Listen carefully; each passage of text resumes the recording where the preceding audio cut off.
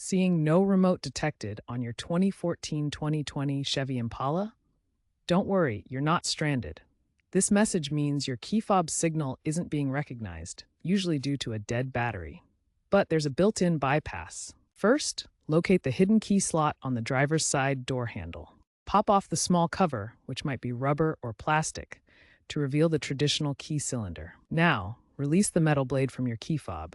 There's usually a button to press. Use this blade to manually unlock the door. Once inside, press the brake pedal firmly, shift the car into park, and then press the start button while the key is in proximity. This should start your Impala. This bypass is a manufacturer-intended feature designed for emergencies like this. After using the bypass, replace your key fob battery or reprogram the fob entirely to restore full keyless functionality. You can find replacement batteries at most stores. Overusing the mechanical bypass could cause wear to the key cylinder over time.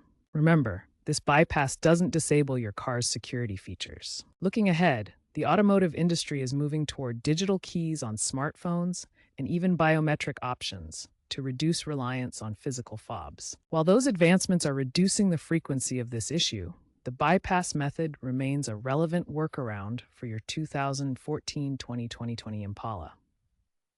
You may find that your remote needs reprogramming after replacing the battery, which can be done by taking it to a dealership. But a temporary fix will be to replace the battery.